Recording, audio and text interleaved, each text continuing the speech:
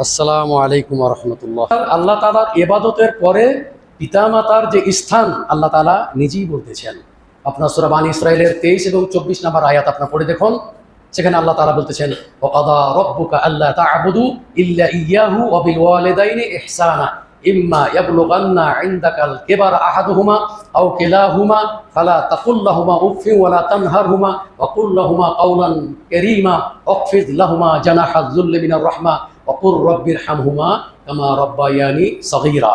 সূরা বানী ইসরাঈল বা ইসরার 23 এবং 24 নম্বর আয়াত। আল্লাহ তাআলা নির্দেশ দিচ্ছেন, ও কাযাবানাই আমারা, আল্লাহ তাআলা নির্দেশ দিচ্ছেন যে তোমরা এক আল্লাহর ইবাদত করো, আল্লাহর সাথে কাউকে শরীক করিও না। তারপরে আল্লাহ তাআলা বলতেছেন ওয়াবিল ওয়ালিদাইনি ইহসানা, এবং পিতামাতার সাথে সৎ ব্যবহার, সদ্ব্যবহার করো, তাদের খেদমত করো। যখন বিশেষ করে যখন পিতামাতা বৃদ্ধ বয়সে উপনীত হয়, ইম্মা ইয়াবলুগান্না ইনদাকাল কিবারা আহাদুহুমা আও কিলাহুমা, যখন পিতা হোক অথবা মাতা হোক উভয় যখন বৃদ্ধ বয়সে যখন উপনীত হবে, তখন বলছে এমন কোনো শব্দ প্রয়োগ করে না যাতে করে মা শব্দটা বলে কষ্ট না পায়। ওয়ালা তানহারহুমা, এবং তাদেরকে কোনো ক্রমে ধমক দেওয়া চলবে না। এরপর আল্লাহ তাআলা আবারও সতর্ক করে বলতেছেন, তাহলে পিতামাতাকে আমরা কিভাবে কথা বলবো? ওয়ালা তানহারহুমা ওয়া কুল লাহুমা কাওলান কারীমা, বলছে সম্মান সূচক তোমরা শব্দ ব্যবহার করো, পিতামাতার ক্ষেত্রে সম্মান দিয়ে কথা বলতে হবে। এরপর ওয়াকফিজ লাহুমা জানাহায যুল্লি মিনার রাহমা, যখন একেবারে বিরুদ্ধ হয়ে যাবে তখন তাদের সাথে তোমরা রহমতের দয়ার ডানা বিছিয়ে দাও। তার মানে তাদেরকে সম্মানিত করো, তাদের সাথে কোনো দুর্ব্যবহার, কোনো উচ্চ কথা বলবে না, ভালো ব্যবহার করবে। এবং যখন মারা যাবে তখন তোমরা দোয়া করবে, রব্বির হামহুমা কামা রব্বায়ানি সগীরা, হে আল্লাহ আমার পিতামাতা আমাকে যেভাবে ছোটতে লালন পালন করেছেন, স্নেহ মায়া মমতা দিয়ে যেভাবে আমাকে লালন পালন করেছেন, হে আল্লাহ তুমি আমার পিতামাতার প্রতি দয়া করো, রহমত করো। এই দোয়াটা আমরা সবাই বলি, রব্বির হামহুমা কামা রব্বায়ানি সগীরা। তাহলে আল্লাহ তাআলা নির্দেশ দিয়েছেন পিতামাতার খেদমতের ব্যাপারে। এরপরে সূরা লোকমানে যদি আমরা যাই, তাহলে 14 নম্বর আয়াতে আল্লাহ তাআলা বলতেছেন, ওয়াসাইনাল ইনসানা বিওয়ালিদাইহি হামালাতহু উম্মুহু ওয়াহানান আলা ওয়াহানিন ওয়া ফিসালুহু ফি আমাইনি আনিশকুরলি ওয়া লিওয়ালিদাইকা ইলাইয়াল মাসির। আল্লাহ তাআলা বলতেছেন, তোমাদেরকে আমি তোমাদের পিতামাতার খেদমত করার ওসিয়ত করতেছি, আদেশ দিচ্ছি তোমাদেরকে যে তোমরা পিতামাতা কি করো, তাদের খেদমত করো। কারণ বিশেষ করে তোমার মা কষ্টের ওপরে কষ্ট করে তোমাকে লালন পালন করেছে এবং 2 মাস নাকি 2 বছর তোমাকে দুধ পান করিয়েছে। সুতরাং তুমি আমার কৃতজ্ঞ হও, তোমার পিতামাতার কৃতজ্ঞ হও, এবং তোমাকে আমার নিকটেই ফিরে আসতে হবে। তাহলে আল্লাহ তাআলা সূরা লোকমানের 14 নম্বর আয়াতে বললেন, আর আগেটা হলো সূরা বানী ইসরাঈল 23 এবং 24 নম্বর আয়াতে। তাহলে পিতামাতার খেদমতের ব্যাপারে। তারপর আরেকটা যে ওয়াসাহিবহুমা ফিদ দুনিয়া মা'রুফা, এবং এই দুনিয়াতে তাদের সাথে সৎ ব্যবহার করো। তো এইভাবে বহু আয়াত বর্ণিত হয়েছে।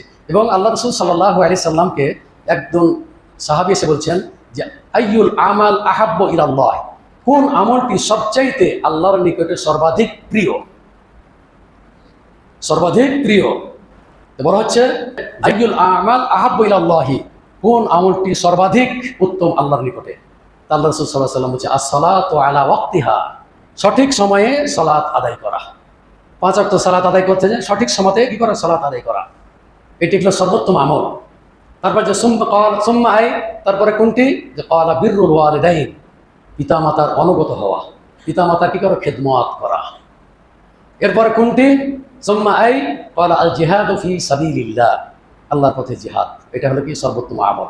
তাহলে এখানে আমার এই হাদিসটা নিয়ে আসার উদ্দেশ্য হলো যেখানে বিররুল ওয়ালিদাইন, পিতামাতার খেদমত করা, পিতামাতার অনুগত হওয়া, পিতামাতার সেবা করা, এগুলো হচ্ছে সর্বোত্তম আমল। একজন লোক এসে বলছেন, এটা হলো মুআবিয়া ইবনে জাহিমা, তিনি এসে বলছেন, ইয়া রাসূলুল্লাহ, হে আল্লাহ রাসূল, আনা আরাদতুল গাজওয়া, আমি জিহাদ করতে চাই। ওয়া জিতুকা আস্তাশিরুকা, আমি আপনার নিকটে এসেছি আপনার পরামর্শ নেওয়ার জন্য।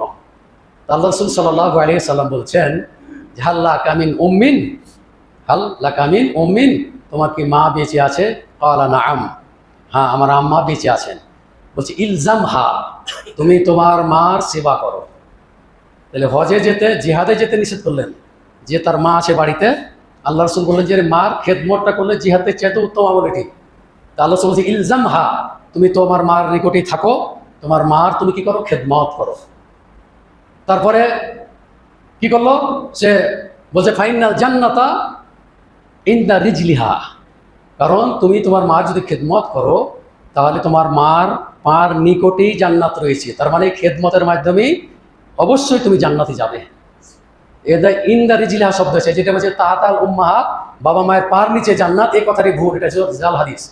আর সহি হাদিস হলো যে ইনদা রিজলিহা, মার পার নিকটেই জান্নাত রয়েছে। তার মানে হলো যে মার যদি তুমি খেদমত করো, যদি মার কথা কেনেছে পিতা মাতা উভয়টি আছে, তো যদি খেদমত করো তাহলে এর বিনিময়ে আল্লাহ তাআলা তোমাকে জান্নাত দিবেন। জিহাদে যদি মারা যায় তাহলে শহীদ দরজা পাবে। আর ওটা বাদ দিয়ে আল্লাহ রাসূল মার কি করলেন, সেবা করার কথা বললেন।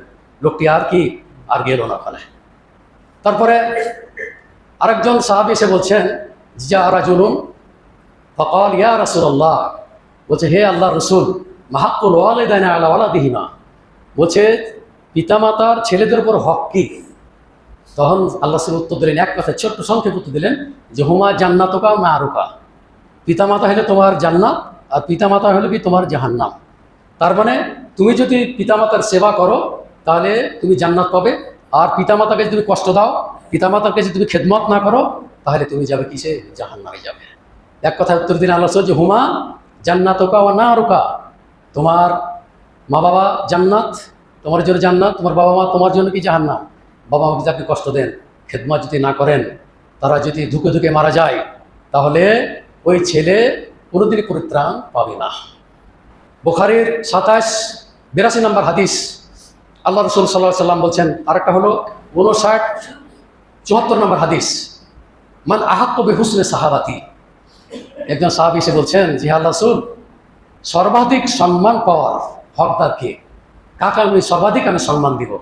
আল্লাহ রাসূল সাল্লাল্লাহু আলাইহি সাল্লাম বলছেন উম্মুকা, তোমার মা। সুম্মা মান, তারপর বলছেন এরপর কে, বলছে উম্মুকা, তোমার মা। এরপর আবার জিজ্ঞেস করলেন সুম্মা মান, ক্বালা উম্মুকা, তোমার মা। এরপর সুম্মা মান, ক্বালা আবুকা, সুম্মা আদনাকা আদনাকা। মানে প্রথমে জিজ্ঞেস করলেন যে সর্বাধিক সম্মান পাওয়ার হকদার কে, আল্লাহ রাসূল উত্তর দিলেন তোমার মা। আবার দ্বিতীয়বার প্রশ্ন করলেন, বলছে তোমার মা। তৃতীয়বার প্রশ্ন করলেন, তোমার মা। চতুর্থবারে এসে বললো যে তোমার বাবা। এরপরে যারা আরো নিকট আত্মীয় স্বজন আছে পরস্পর ধরে এইভাবে হবে। তো এখানে 3বার কেন বললেন আল্লাহ রাসূল সাল্লাল্লাহু আলাইহি ওয়াসাল্লাম তোমার মা, তোমার মা, তোমার মা? তার কারণ ওই যে হতভাগিনী মা 10 মাস 10 দিন পেটে ধারণ করেছে, এই জন্য সে হকদার, উম্মুকা, তোমার মা। এরপরে প্রসব বেদনা যখন বাচ্চা হয়, যে কষ্টটা পায় মা, এই কষ্টের কারণে আল্লাহ রাসূল সাল্লাল্লাহু আলাইহি ওয়াসাল্লাম বললেন যে উম্মুকা, তোমার মা। এরপরে তৃতীয়বার কেন উম্মুকা বললেন, তারও ব্যাখ্যা হচ্ছে যে তোমার মা তোমাকে 2 বছর, নিম্নে 2 বছর তোমাকে দুধ পান করিয়েছে। এই 3টি কারণে আল্লাহ রাসূল সাল্লাল্লাহু আলাইহি ওয়াসাল্লাম বলছেন উম্মুকা, উম্মুকা, উম্মুকা, তোমার মা, তোমার মা, তোমার। এরপরে বাপ। তার কারণ হচ্ছে যে মা যত কষ্ট করে, বাপ তো হলো মাসউল, বাড়ির কর্তা, তাকে তো সবকিছু দেখাশোনা করতেই হবে, কিন্তু লালন পালন করার ক্ষেত্রে এই মার ভূমিকা অগ্রগামী। যার কারণে আল্লাহ রাসূল সাল্লাল্লাহু আলাইহি ওয়াসাল্লাম মার হকের কথা এখানে বলেছেন। এরপরে আল্লাহ রাসূল সাল্লাল্লাহু আলাইহি ওয়াসাল্লাম বলছেন রাগিমা আনফুহু, রাগিমা আনফুহু, রাগিমা আনফুহু, কিলা মান ইয়া রাসূলুল্লাহ, বলছে তার নাক ধুলায় ধূসরিত হোক, তার নাক ধুলায় ধূসরিত হোক, এভাবে বদ্ধ করলেন।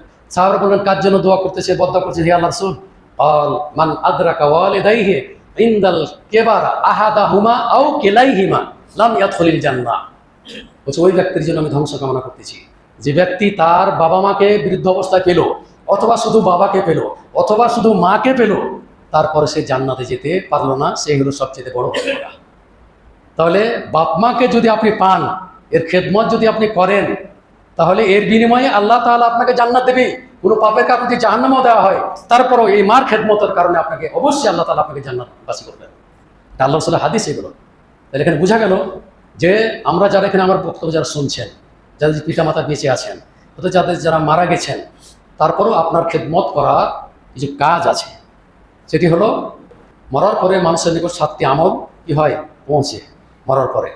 1 নম্বর হলো ইলম, যেটা তারা দাওয়াতি প্রোগ্রাম চলতেছে, যেমন আমাদের বড় বড় আইনমারা বই লিখে গেছেন, এই দাওয়াতি কাজ চলতেছে এখনো। এরপরে কোরআন যদি কেউ কী করে ওয়াকফ করে দেয়, তাহলে এটাও মওতের পরে এই নেকিটা পাবে।